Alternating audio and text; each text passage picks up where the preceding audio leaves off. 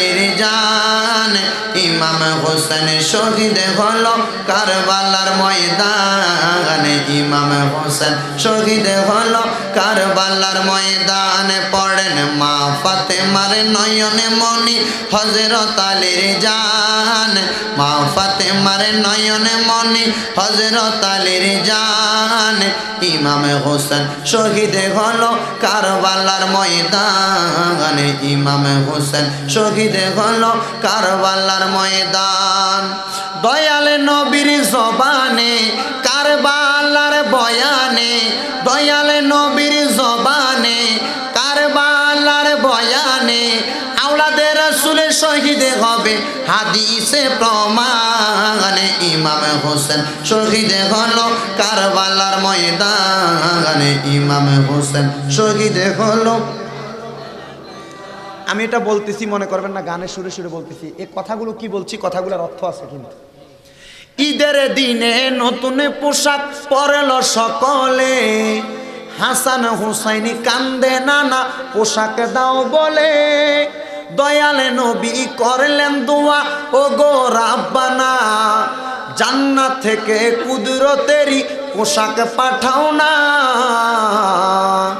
লাল সবুজের সেই পোশাকে কারবালারি শান। হাদিস শরীফের মধ্যে আছে আল্লাহ পাক জান্নাত থেকে ফেরেশতার মাধ্যমে দুইটা পোশাক পাঠাইছেন, একটা লাল আর একটা সবুজ। সবুজটা পরেছেন ইমাম হাসান রাদিয়াল্লাহু তাআলা আনহু, লালটা পরেছেন ইমাম হুসাইন। আমার নবীজি ইমাম হুসাইনকে লাল পাঞ্জাবিটা দিয়ে নবীজি চোখের পানি ছেড়ে দিয়েছেন, কান্না করেছেন। হযরত মা ফাতেমা জিজ্ঞেস করছেন ইয়া রাসূলুল্লাহ আপনি কেন লাল জামাটা দিয়ে কাঁদছেন? আমার নবী বলেন এই ইমাম হুসাইনকে এই লাল রক্ত মোবারকগুলো ঝরাবেন এজিদের বংশরা, যারা নামাজ পড়বে, যাদের পাগড়ি থাকবে, টুপি থাকবে, কিন্তু তাদের ঈমান থাকবে না, তারা নামাজও পড়বে। তবে ওই ইমাম হুসাইনের প্রত্যেক ফোঁটা রক্তর বিনিময় আমি নবীর অনেক উম্মতকে আল্লাহ জান্নাতি করে দিবেন।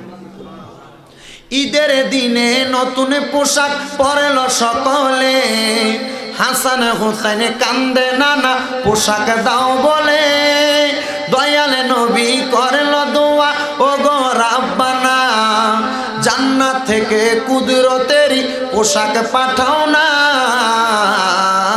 লাল সবুজের সেই পোশাকে কারবালারি শান লাল সবুজের সেই পোশাকে কারবালারি শান ইমাম হোসেন শহীদ হলো কারবালার ময়দান ইমাম হোসেন শহীদ হলো কারবালার ময়দান।